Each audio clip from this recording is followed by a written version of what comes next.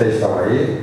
Amém. Glória a Deus. Amados, é um prazer muito grande poder estar aqui com os irmãos nesta noite festiva, noite de Santa Ceia.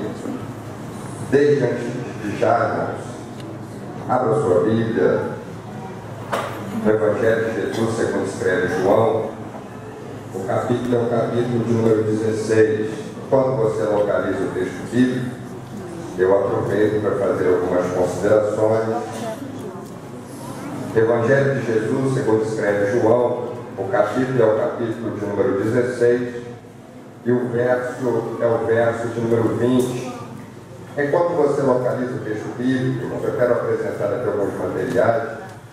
Pela graça de Deus, eu sou escritor. Tem 7 livros publicados e eu acho que eu trouxe todos hoje. Então tem aqui Atitude de um Vencedor. Este livro eu falo muito de esporte, confrontando com a minha vida espiritual. Assim como Paulo faz a comparação com o corredor, eu faço a mesma coisa neste livro. Para quem gosta de escatologia, O Caminho da Terra rumo ao fim. Para líderes, 10 qualidades do homem que liderou os 12. Para a família, resgatando valores perdidos dentro do lar. Neste livro eu te ensino que existem valores perdidos dentro da tua casa e o que fazer para resgatá-los. Procura-se verdadeiros adoradores que adorem o Espírito em verdade. Tem um outro que não está aqui, que é Construindo uma Família Feliz, é para casar e para estar aqui fora também. E esse aqui, queridos, ele tem um peso muito grande quando as coisas não vão bem. Neste livro eu te ensino o que fazer e o que não fazer quando as coisas não estiverem indo muito bem na sua vida. E só para você entender, querido, toda a verba do livro que é vendido é revertido para uma campanha social que a gente tem aqui em Barra Mansa, que é ajudando as mulheres de Barra Mansa. Então toda a verba dos livros é revertida para esta campanha, que é alimentando as mulheres de Barra Mansa. Então toda vez que você compra um livro meu, você está ajudando essa campanha, alimentando as mulheres de Barra Mansa. Para quem não sabe, as mulheres de Barra Mansa é a minha esposa e a minha filha. Glória a Deus. Capítulo 16 do Evangelho segundo escreve João, o capítulo é o 16, o verso a partir do verso número 20. Só para eu saber quem achou, diga amém. Amém. Agradeço a pastora Sandra, que Deus continue abençoando, e quando eu faço menção dela, eu faço menção também de toda a igreja. O texto diz assim: em verdade vos digo que vocês, me ajuda aí, em verdade eu vos digo que vocês se lamentarão, enquanto o mundo se vocês vão ficar tristes. Mas a vossa tristeza se converterá em alegria. A mulher, quando está para dar à luz, sente tristeza, porque é chegada a sua hora.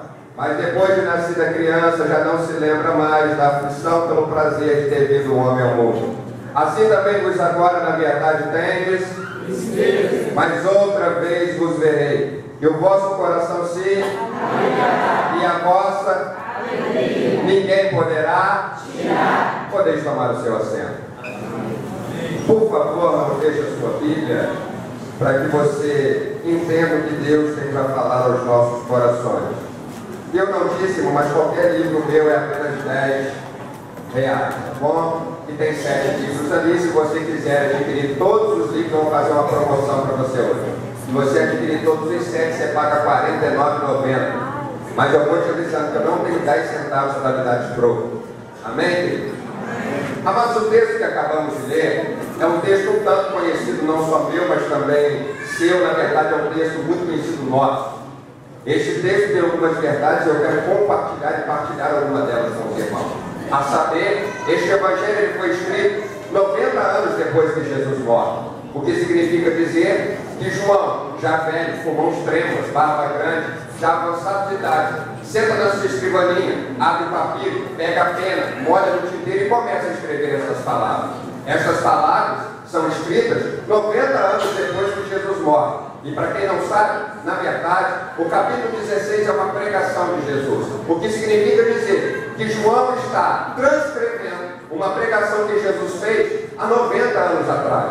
João tem a capacidade de reproduzir palavra por palavra, sentença por sentença Porque ele se lembra da mensagem que Jesus ministrou ao seu coração há 9 décadas atrás. Tem pessoas que não se lembram da mensagem que ouviu semana passada. João não só se lembra da mensagem que ouviu 90 anos atrás, como tem a capacidade de reproduzir essa mensagem. Porque essa mensagem fica gravada não só na mente, mas também tatuada no coração do velho discípulo, a ponto de conseguir reproduzir na íntegra o que Jesus disse. E essa mensagem que Jesus prega neste momento é uma das suas últimas mensagens, se não a sua última mensagem. E eu acredito que se fosse a minha última mensagem a trazer aos meus discípulos, provavelmente eu pregaria uma mensagem de autoajuda, ou quem sabe uma mensagem motivacional. Mas a mensagem que Jesus tem para trazer para os seus discípulos neste momento não é uma mensagem de autoajuda, não é uma mensagem motivacional, não é uma mensagem de encorajamento. A mensagem que Jesus está trazendo para os seus discípulos neste momento é uma mensagem de confronto, é uma mensagem tanto quanto exortativa, até porque Jesus está olhando para os seus discípulos e está dizendo para eles: vocês vão chorar e se lamentar enquanto o mundo se alegra. É uma mensagem tanto quanto dura, mas é uma mensagem que os discípulos precisam aprender e entender. E eu quero extrair algumas lições desse texto para que você entenda a profundidade da mensagem que Jesus pregou 90 anos antes de João escrever este texto. Eu quero que você entenda que Jesus está dizendo: o problema vai chegar. Perceba que Jesus começa o verso número 20 dizendo: na verdade eu vos digo, vocês vão chorar. Não é talvez vocês chorem, não é provavelmente vocês vão chorar. Jesus está dando uma certeza. Jesus está mostrando que os discípulos vão chorar. Outras palavras, Jesus está dizendo: o problema vai chegar. O problema vai bater na sua porta, ou melhor, ele não bate nem entra. E eu quero que você entenda que Jesus está dizendo: o problema vai chegar na vida de vocês. Queiram vocês ou não, o problema chega. Na verdade, eu aprendo que o problema tem 5 capacidades. Quantas capacidades eu disse? 5. O problema tem 5 capacidades. Primeira capacidade que o problema tem: o problema chega na nossa casa de diversas maneiras. Eu te dou um exemplo: é uma manhã de sol, tudo corre e transcorre muito bem na sua vida. De repente, o telefone toca. E quando o telefone toca, você atende ao problema que chega. Ou você está navegando pela timeline do Facebook. De repente, a sua caixa de mensagem acusa que o e-mail novo chegou. E quando você clica e abre, está lá o problema.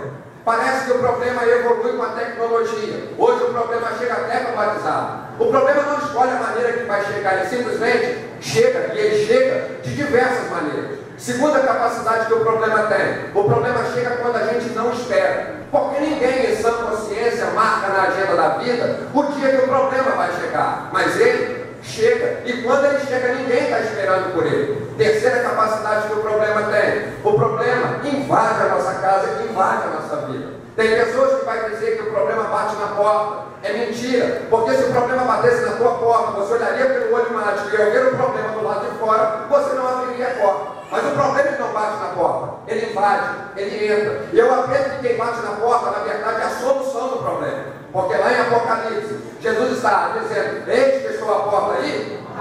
O problema não bate na porta, quem bate na porta é a solução do meu, do teu, do nosso problema. É a solução dele que bate na sua porta. Quarta capacidade que o problema tem: o problema tem a capacidade de transformar o momento. Ele muda o momento que estamos vivendo. Podemos estar vivendo um dia de alegria, mas quando o problema chega, a alegria se transforma em tristeza. Podemos estar vivendo um dia de abastança, mas quando o problema chega, a nossa abastança imediatamente se transforma em escassez. Porque o problema tem a capacidade de transformar o momento que eu, e que você, e que nós estamos vivendo. Quinta capacidade que o problema tem: o problema tem a capacidade de evoluir. Quem é que nunca ouviu a máxima da vida? Nada está tão ruim que não possa? Porque o problema tem essa capacidade. Ele tem a capacidade de piorar. Quem é que nunca viu um problema começar pequeno e com o passar do tempo, ele cresce, ele evolui, ele amplia, porque ele tem essa capacidade, a capacidade de piorar. Eu experimentei as 5 capacidades do problema na minha vida. E deixe-me lhe contar. Era setembro de 2013. Eu cheguei do serviço em casa e a minha esposa estava de posse do exame de sangue. O exame positivo. Eu seria pai. Naquele dia as minhas vistas escureceram, o meu coração pulsou mais rápido, eu quase desmaiei, tamanha felicidade que senti. Porque o nosso desejo tinha o desejo de sermos pais. E naquele momento eu fiquei extremamente feliz. Os meses foram passando. passando, transcorrendo, tudo corria muito bem. Os meses foram passando, a gravidez foi perfeita, nenhum sintoma ela sentiu, não sentiu enjoo, não sentiu nada. Todos os exames deram normais. Janeiro de 2014 chegou, fizemos uma ultrassom para saber qual seria o sexo da criança. E neste momento, a nossa felicidade aumentou porque descobrimos que seria o pai de uma menina. O nosso desejo era de fato ter uma menina. A nossa alegria se completou. A nossa casa estava em festa. Todo mundo estava contente e feliz porque uma menina ia nascer. Afinal, era o primeiro neto da minha mãe, o primeiro bisneto dos meus avós e, consequentemente, o nosso primeiro filho. Então, naquele momento, a alegria invadiu a nossa casa. O churrasco estava preparado. Os meses foram passando. A gravidez corria e transcorria muito bem. Junho de 2014 chegou. Uma sexta-feira 13. A bolsa rompeu. Fomos direto para o hospital. E quando chegamos no hospital, a Andressa nasceu. Só que quando ela nasceu, ela não veio para os nossos braços. Quando ela nasceu, ela foi direto para o UTI neonatal. O problema havia chegado na minha casa, havia invadido a minha família, havia transformado o momento que estávamos vivendo. O choro bateu na nossa porta, o choro chegou na nossa casa. A nossa alegria se transformou em choro. O choro havia chegado. O momento que estávamos vivendo era um momento extremamente difícil, porque a Andressa, ao invés de vir para os nossos braços, ela foi direto para o UTI neonatal. E eu me lembro que no sábado pela manhã, eu estava no hospital para conversar com a médica. Falei, doutora, por que é que a Andressa está internada? Ela disse, pai, a sua filha nasceu com desconforto respiratório. Eu falei, mas doutora, qual a gravidade disso? Ela disse, pai, muitas crianças nascem com desconforto respiratório, porque as crianças nunca respiraram sozinhas, elas respiram pelo cordão umbilical. Então, depois que nascem, elas têm a obrigação de respirar sozinhas. E muitas crianças, por nunca terem respirado, sentem um desconforto respiratório quando nascem. E talvez esse seja o caso da Andressa. Aquilo confortou meu coração em saber que muitas crianças passavam pelo mesmo processo que a Andressa estava passando. Só que Jesus está dizendo, na verdade, eu digo que vocês vão chorar. Então, me ajuda aí. Abre um parênteses. Pensa no carro 1.0. Com gás. Ar-condicionado ligado. 5 pessoas dentro. Subindo uma ladeira. Sou eu. Pensa num ano cansado. Eu estou pregando quase que a semana inteira. Então me ajuda aí. Fecha parênteses. Então Jesus está dizendo, na verdade, eu digo que vocês vão chorar. Só que o próprio Jesus está dizendo que o problema piora. Porque logo depois ele vai dizer, vocês vão chorar e se lamentam. Se você olhar no dicionário, lamento significa gritos de dor. Jesus está dizendo, o problema vai começar com choro. Ele vai piorar. E gritos de dor vão ser ecoados na vida de vocês. O próprio Jesus está dizendo que o problema vai piorar. E eu aprendi isso na pele. Porque naquele sábado eu ouvi a notícia de que a Andressa tinha um desconforto respiratório. E no domingo ela foi transferida de Volta Redonda para Barra Mansa, Santa Maria, Intensive. Eu vim com o carro atrás da ambulância. E no domingo de manhã, a Andressa foi internada em Barra Mansa. Eu me lembro que fiquei o dia inteiro de domingo esperando na antessala da UTI, esperando notícias da Andressa. Porque durante todo aquele dia, fizeram uma bateria de exame nela para descobrir de fato o que ela tinha. Eu me lembro que a médica me chamou para dentro da UTI aproximadamente meia-noite, quando eu fui receber alguma notícia da Andressa. E quando eu entrei dentro da UTI, eu percebi que estava entrando também no dia do lamento. Eu percebi que o meu problema iria piorar. Eu que saí de Volta Redonda pensando que estava vivendo o ápice do problema, o ponto alto da dor, mal sabia eu que o dia do lamento estava para chegar. E quando eu entrei na UTI, eu perguntei, doutora, em Volta Redonda me disseram que a Andressa tem um desconforto respiratório. Ela disse, pai, não é só isso. Eu falei, mais o que, doutora? Ela disse, olha, sua filha nasceu prematura. Eu falei, mas é só isso, doutora Laura? Não. A sua filha nasceu com uma má formação no queixo. Por isso ela não consegue respirar direito. Eu falei, é só isso, doutora Laura? Não. Pai, a sua filha tem microcefalia. Eu falei, o que é isso, doutora? Ela disse, a cabeça dela é pequena demais. O cérebro dela não é evoluído. Eu falei, é só isso, doutora? Ela... Não. Porque ela nasceu com microcefalia, o cérebro dela não evoluiu. Provavelmente ela tem problema de coração. Eu falei, é só isso, doutora? Ela... Não. Pai, coração e pulmão trabalham juntos. Se ela tem problema de coração, muito provavelmente ela tem problema pulmonar. E isso explica o fato dela ter um desconforto respiratório. Eu falei, é só isso, doutora? Ela... Não. Pai, a sua filha tem uma síndrome. Nós não sabemos qual é ainda. Já fizemos o exame, mas chega daqui a 60 dias. Mas eu sei que ela tem uma síndrome. Eu falei, é só isso, doutora Lara? Não. Falou, pai, a sua filha quando respira, ela faz um barulho que a gente chama de estridor. Eu falei, o que é isso, doutora Lara? Ela tem paralisia bilateral nas cordas vocais. As duas cordas vocais dela são paralisadas, ela não vai falar. Eu falei, é só isso, doutora Lara? Não. A sua filha está com uma infecção generalizada. Já entramos com antibiótico para tratar. Eu falei, é só isso, doutora Lara? Não. Pai, a sua filha vai ser preciso fazer pelo menos umas 2 cirurgias. Uma traqueostomia e uma gastro, para ela poder se alimentar. Eu falei, é só isso, doutora Lara? Não. Falou, pai, a sua filha, ela não vai andar. Eu falei, é só isso, doutora Lara? Não. A sua filha muito provavelmente vai vegetar. Naquele momento as lágrimas já escorriam dos meus olhos, escorriam pela minha face e ficavam no chão frio do hospital. E eu falei, é só isso, doutora Lara? Não. Falou, pai, a sua filha muito provavelmente não vai sair dessa UTI. Eu falei, é só isso, doutora Lara? Não. E ela terminou a frase dizendo, agora sua filha é só Deus. Naquele momento a lágrima secou, eu abri um sorriso de orelha a orelha, eu falei, doutora, repete. Ela disse, pai, a sua filha é só Deus. Eu falei, doutora, repete mais uma vezinha que é para ver se eu entendi. Ela disse, pai, isso não é brincadeira. Eu falei, doutora, eu sei que não é brincadeira e por isso que eu estou pedindo a senhora para repetir mais uma vez. Ela disse, pai, a sua filha agora é só Deus. Eu abri um sorriso de orelha a orelha, ela me entendeu nada. Pai, como é que você está sorrindo diante de tantas bombas que eu acabei de jogar no teu colo? Eu falei, doutora, porque agora a senhora acaba de me dar a melhor notícia que poderia ter me dado. A senhora disse que a minha filha é só Deus. E é nisso que eu vou me agarrar. Porque é só Deus, então está na mão daquele que pode, que faz o milagre. Está na mão da pessoa certa, daquele que faz. E nada nem ninguém pode impedir o teu agir, o teu querer. Se está na mão de Deus, então está na mão daquele que pode, faz, opera o milagre. E fazer e operar o milagre. Nada nem ninguém pode impedir o teu agir, o teu querer, na minha, na tua, na nossa vida. Então, se está na mão de Deus, está na mão da pessoa certa, daquele que faz, daquele que opera, e daquele que nada é impossível. Glória a Deus. Nosso problema é que quando a gente ouve que é só Deus, a gente se desespera. Se a gente ouvir que a nossa enfermidade é só Deus, a gente arranca os cabelos, vai pular na frente do trem. Mas é quando é só Deus, é aí que a coisa fica boa. Porque está na mão daquele que pode, daquele que faz, daquele que opera, daquele que age, agindo Deus. Nada nem ninguém pode impedir o teu agir, o teu querer, na minha, na tua, na nossa.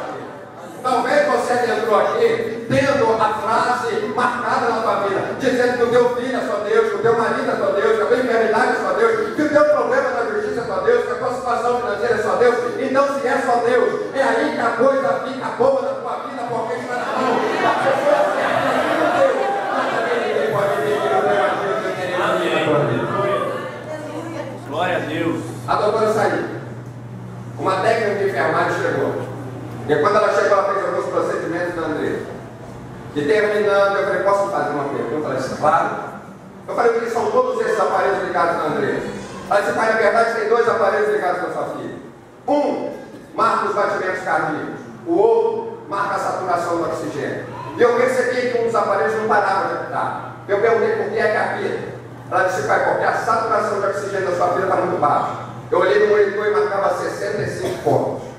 E não passava disso. Caía para 60, 50, 45, mas não passava de 65 pontos. E eu perguntei qual o número ideal para este aparelho ficar lá acima de 90. Ela perguntou, posso responder mais alguma coisa? Eu disse, não. Ela saiu. Naquele momento eu coloquei as 2 mãos sobre o incubador e falei, Deus, eu vou orar. Vou orar por 10 minutos. E eu me lembro que era 10 para meia-noite. Eu falei, vou orar até meia-noite. Se quando eu terminar de orar, a saturação do oxigênio da Andressa não estiver igual ou acima de 90, eu vou entender que você vai tirar a Andressa da gente. E eu coloquei as 2 mãos sobre o incubador e orei. Não me pergunte que palavras eu usei, porque eu não sei palavras, eu apenas chorava. E eu me lembro que orei durante 5 minutos. E levantei a cabeça, a saturação do oxigênio dela estava marcando 70 pontos. Havia subido 5 pontos, mas faltava pelo menos 20 para estar igual a 90 e mais 5 minutos para eu terminar de orar. Eu me debrucei mais uma vez sobre o incubador e orei. Eu orei por mais 3 minutos. E quando eu levantei a cabeça, a situação dela estava marcando 87 pontos. Mas faltavam 2 minutos para eu terminar de orar. E pelo menos 3 pontos para estar igual a 90. Eu me debrucei mais uma vez sobre a incubadora e chorei. Não me pergunte que palavras eu usei, porque eu não me lembro se usei palavras. Eu me lembro que tentava me lembrar de versículos bíblicos, mas eles fugiam da minha cabeça. Nem o Salmo 23 eu consegui lembrar. Mas eu me lembro que eu chorei. E quanto mais eu chorava, mais aquele aparelho subia. Eu me lembro que levantei a cabeça no final dos 10 minutos. E a saturação do oxigênio dela estava marcando 94 pontos. Naquele momento, eu não conseguia me conter a tamanha alegria que eu estava sentindo. Eu estava dentro de uma UTI e comecei a glorificar baixinho. Quanto mais eu glorificava, mais ele subia 95. A emoção tomou conta de mim. Eu queria falar em línguas estranhas. Eu queria poder cantar naquela UTI. Quanto mais eu glorificava, mais ele subia 96.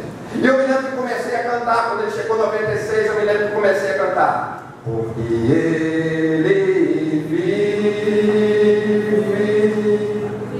posso crer no amanhã. Só a igreja vai ficar bonita. Eu vou falando, você vai cantando. E quanto mais eu cantava, mais ele subia 97.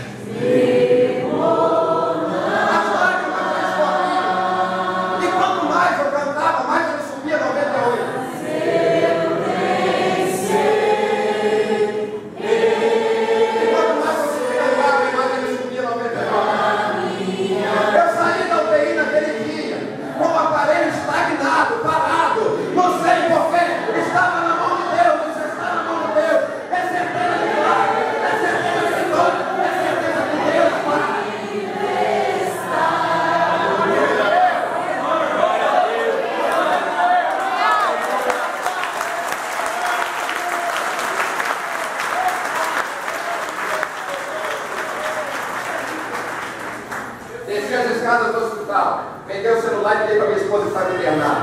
Falei, filha, aperta o teu coração porque vai viver. E fui para casa por mim. No domingo pela manhã, ou melhor, na segunda pela manhã, eu voltei para o hospital em Volta Redonda, porque eu estava intercalando Barra Mansa, Volta Redonda, Barra Mansa. Minha esposa estava internada por causa da cesárea. E ela estava em Volta Redonda. Só que Jesus termina esse processo do problema dizendo, na verdade, eu digo que vocês vão e se lamentam enquanto o mundo se. São 3 dimensões do problema. Primeira dimensão, choro. Segunda, lamento. Terceiro, o mundo está se alegrando. Na verdade, a terceira dimensão do problema, para mim, é a pior. Porque você chorar e se lamentar, ok. Mas você chorar e se lamentar e ver o mundo se alegrando enquanto você chora e lamenta, para mim é muito difícil. E eu me lembro que naquele dia, eu cheguei em Volta Redonda, e para quem conhece a URO, é um quarto amplo. E ficam 10 mães que tiveram filhos no mesmo dia, no mesmo quarto. E quando eu cheguei lá, tinham 10 leitos. Tinham 10 mulheres deitadas sobre eles. Tinham 10 berços. Apenas 9 crianças. Nós éramos os únicos evangélicos. Eu era o único pastor dentro daquele quarto. E éramos os únicos que não estavam segurando o filho. Eu cheguei perto da minha esposa, sentei do lado dela, ela com a voz rouca, a voz embarcada, olho inchado, de tanto chorar. Eu me lembro que eu sentei do lado dela e abre o parênteses aí. Se você coloca 10 homens juntos, durante 3 dias, o máximo que um vai saber do outro é o nome e o time de tosse. Mas se você coloca 10 mulheres juntas, durante 3 dias, elas contam umas para as outras, nome do gato, papagaio, CPF, identidade, nome do marido, elas contam tudo para as outras. Fecha parênteses. A minha esposa já sabia da vida das outras 9. E quando eu me sentei do lado dela, ela com a voz rouca e voz embarcada, ela começou. Filho, está vendo aquela jovem na porta? Ela tem 15 anos. Não sabe quem é o pai. Mas o neném está no colo dela. Eu queria que ela tivesse parado, mas ela não parou. Ela disse, sabia daquela outra perto da pia? Estou. Usou droga a gravidez inteira. Mas o neném está no colo dela. Está vendo aquela outra? Falei, estou. O pai não quer a criança, ela tentou abortar. Mas o neném está no colo dela. E eu me lembro que naquele momento ela falou, ora. Eu me lembro que dobrei os joelhos diante da cama e orei, pai, eu te agradeço. Amém. Quando eu terminei o amém, eu só senti um carro. Quando eu olhei para trás, eu disse, essa é a oração que se faz. A nossa filha está no UTI, você está orando, Pai, eu te agradeço. E aí eu quero compartilhar uma primeira lição com você. Eu falei, filha, eu estou orando, Pai, eu te agradeço, porque a Andressa ainda está com vida. E enquanto a vida, há também. Eu não estou agradecendo pelo fato dela estar na UTI, eu estou agradecendo pelo fato dela estar viva. Independente das circunstâncias, ela ainda está viva. E se ela ainda está viva, ainda tem esperança. Não, você não entendeu, vou melhorar para você. Liga o seu iPad e fazer o download da mensagem. Você ainda está vivo? Ah, não, para de graça. O teu filho ainda está vivo, o teu marido ainda está vivo, você ainda está vivo. Ainda tem esperança para a tua vida. E Deus é a nossa esperança. Eu falei, filha, ela está viva, não, ela tem esperança. Porque o nosso problema é que a gente reclama pelo que não tem. E esquece de agradecer pelo que tem. Tem gente reclamando porque paga aluguel. Quando na verdade deveria estar agradecendo por Deus estar dando condições de você pagar o aluguel. Tem gente reclamando por estar na UTI. A nossa filha estava internada. Segundo mês, a gente estava lá. Terceiro mês, a gente estava lá. Quarto mês, a gente ainda estava lá. O quinto mês chegou, a gente ainda estava lá. Sexto mês, estava lá. Somente no sétimo mês que a gente continuou lá. No oitavo mês a gente estava lá. Outra gestação, a gente estava lá. Dezembro chegou, eu me lembro, quando dezembro chegou, Natal e Ano Novo, só tinha gente na UTI. Todo mundo tinha tido aula. Ficamos só nós. Ficamos 10 meses no UTI. E eu me lembro que em dezembro, eu peguei uma folhinha e marquei uma data nela, 1º de maio, e colei na geladeira. A minha esposa olhou para mim, o que é isso aí? Falei, esse aqui é o tipo de ação de graça da Andressa. Daqui a pouco, já deram pensão de alta para ela, você não me falou? Eu falei, não. Eu estou marcando o dia do curso de ação de graça dela. Ela falou, vou chamar a psicóloga do hospital, você não está bem. Vamos ter que conversar com ela. Janeiro eu liguei para o meu pastor e falei, pastor, marca aí na agenda da igreja dia 1º de maio. Por que você vai fazer, meu filho? Curso de ação de graça da Andressa. Ele todo feliz perguntou para ele, cadê pensão de alta? Eu falei, não. Mas vai ser o dia do curso de ação de graça dela. Ele sem entender nada marcou no dia na agenda da igreja. E eu peguei essa folhinha e colei na geladeira. E todo dia que eu ia abrir a geladeira, eu olhava para a folhinha, vai ser dia 1º de maio. Todo dia eu profetizava. Eu entrava na cozinha e olhava para a folhinha, vai ser dia 1º de maio. A Andressa teve aula no dia 1º de março. Ela ficou um mês em casa, no dia 1º de maio. Nós estávamos entrando na igreja. Sabe por quê? Deus está dizendo, na verdade, no dia que vocês vão, e se lamentam, enquanto o mundo se. Aí o verso vai dizer assim, e eu vou converter a vossa tristeza em. Eu sei que vocês estão tristes, mas outra vez vos verei, e vou converter a sua tristeza em alegria. E ele vai dizer antes, algo lindo, a mulher quando estava a dar a luz, sem tristeza, porque é chegada a sua hora. Mas depois que um homem nasce, ela já não se lembra mais da aflição daquele dia. Eu vou melhorar para você que você não entendeu nada. Sabe o que Jesus está dizendo? Eu desafio a qualquer mãe aqui a me descrever com detalhes a dor do parto. Você sabe que doeu, mas você não tem a capacidade de dimensionar a dor do parto, porque a criança nasceu. É justamente isso que Jesus está dizendo. A mulher, quando estava na luz, sente tristeza, mas ela já não se lembra mais da aflição daquele dia porque a criança nasceu. Nenhuma mulher tem a capacidade de dimensionar a dor do parto. Sabe que doeu, mas não tem a capacidade de dimensionar. Eu quero que você entenda, e você sabe bem disso, que quanto mais dói, menor o tempo de uma contração para outra. Não é assim? E quanto mais dói, menor uma contração de espaço de tempo de uma para outra, mais perto está de? Não, você não entendeu. Quanto mais dói e diminui o tempo de uma contração para outra, mais perto está de? Eu ouvi uma aleluia lá atrás, está doendo? É porque está perto de? Pastor, a minha prova está doendo, é porque está perto de? Pastor, eu não estou aguentando mais, é porque está perto de? Pastor, eu não estou suportando mais a prova, a aflição, é porque está perto de? Quanto mais dói, mais perto está de chegar a tua bênção, a tua vitória. Mas Deus vai trazer um milagre na tua vida. Está doendo, então se alegre, porque a bênção de Deus está chegando. Se alguém dissesse para mim que a bênção está chegando, eu colocaria de pé, eu aplaudia, eu fazia qualquer coisa, porque a bênção de Deus está chegando sobre a tua casa.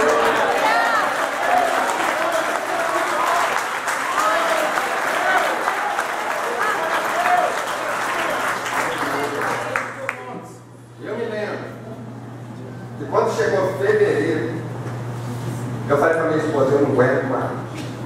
Ela olhou para mim e eu também. Não aguento mais. Quando as nossas forças se esgotaram, Deus entrou com providência.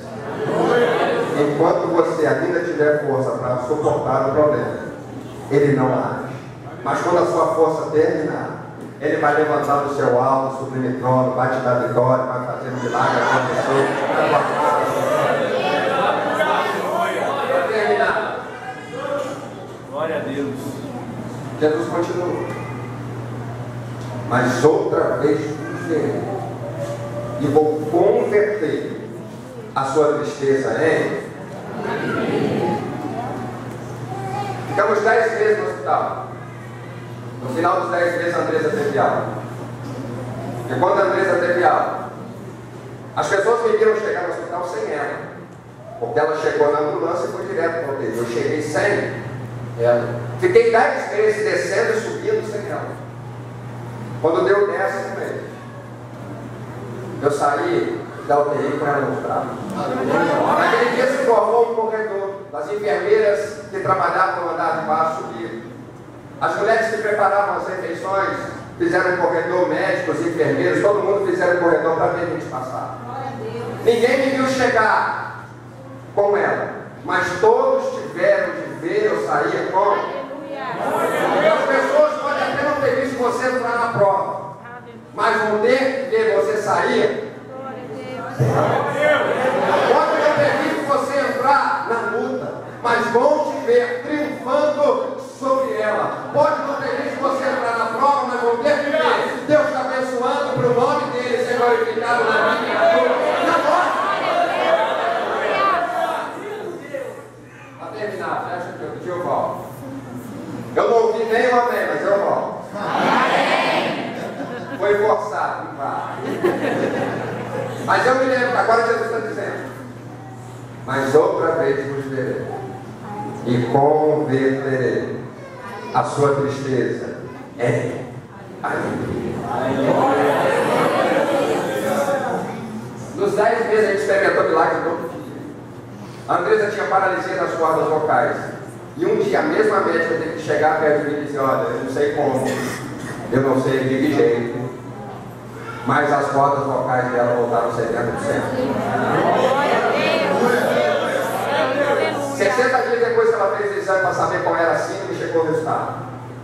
Os médicos chamaram a gente, médicos, enfermeiros, psicólogos, todo mundo nos reuniu no quarto, falaram: sua filha tem uma síndrome raríssima. Falei: qual síndrome? Ela: Cri-do-chá. Não peça para repetir de novo, porque eu só treino para falar uma vez. Então, sua filha tem uma síndrome rara, dentro de 50 mil, nasce uma. E naquele dia eu lembro que a minha esposa chegou a perguntar: por que a gente?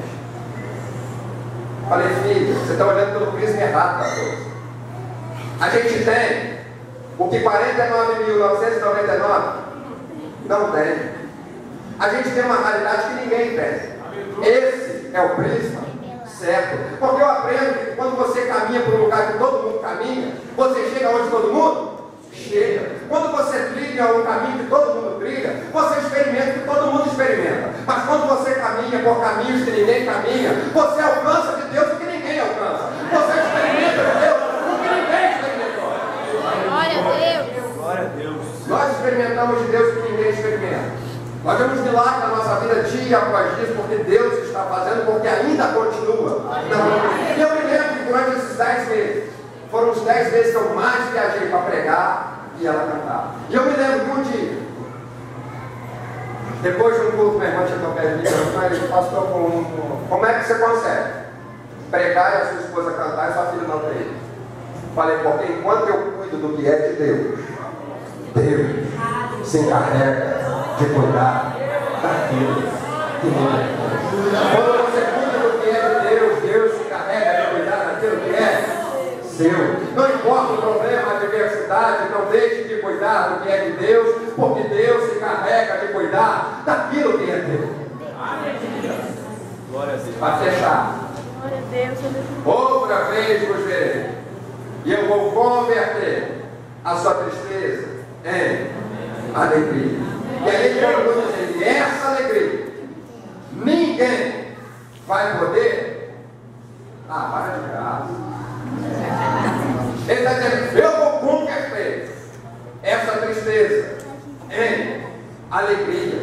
E essa alegria, ninguém vai poder.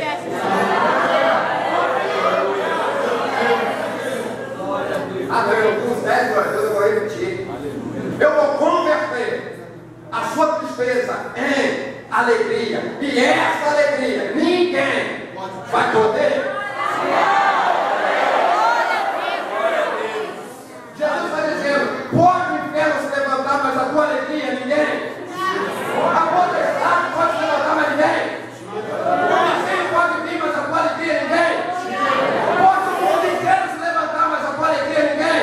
Pode a crise vir, mas a tua alegria, ninguém. Pode ter perda, mas a tua alegria, ninguém. Ninguém vai tirar a tua alegria, qualquer outra tristeza vai se converter em alegria, essa alegria. Se alguém falasse para mim que a minha alegria ninguém tira, eu estava dando pulo, levantando a mão do alto.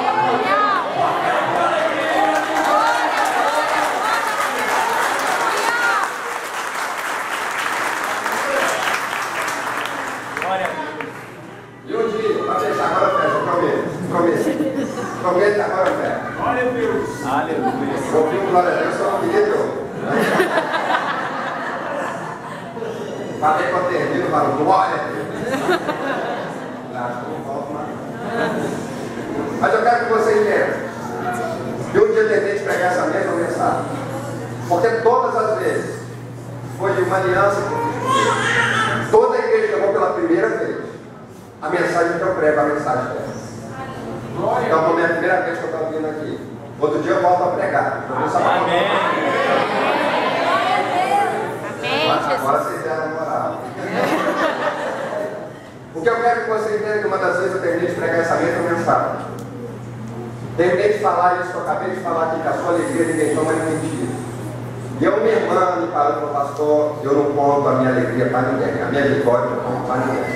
Falei, mas por quê, irmã? Seu pai que alguém toma ela de mim. Aí eu tive que contar uma experiência para ela. Eu falei, lembra do profeta Elias? Ela lembra. Lá no livro de Cristo, ela lembra. Lembra que o povo mandou carne, Deus mandou um povo levar carne para ele? Ela lembra. Então, para mim a maior prova que um animal já passou em toda a vida é o porco. Porque o povo está acostumado a comer carniça, restos de animais em decomposição. Agora pensa comigo a prova dele. O povo está com bife fresco e suculento com bife. Ele sempre comeu carniça, mas agora ele está com bife fresco e suculento no bife. Ele voa, o vento bate no bife, ele está sentindo o cheiro. O bife está no bife, ele está sentindo o gosto. Mas ele não pode comer, porque é do profeta. Né? Vou melhorar. O que é teu, vai chegar.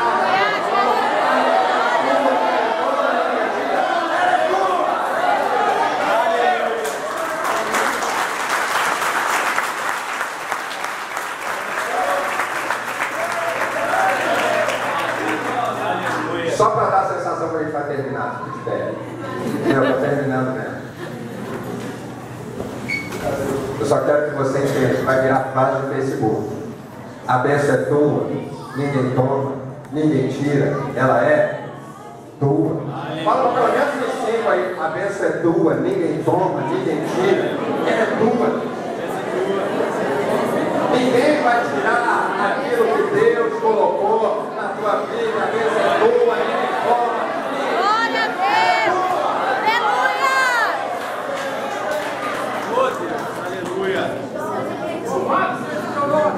Glória a Deus. Para quem não ia fazer nada, Dá um trabalho demais. Quando você aplaude, ela aplaude junto. Glória a Deus. Gatinha a casa inteira. Fica de pé praticamente sozinha. Glória a Deus. Ela, mesmo estando na tráquea dela, já se ouve o som da sua voz. Os médicos não entendem. Mas eu entendo que está na mão de Deus. Ele vai se carregar e ele vai fazer isso. Amém, queridos? Outro dia eu falo. Que Deus te abençoe em nome de Jesus.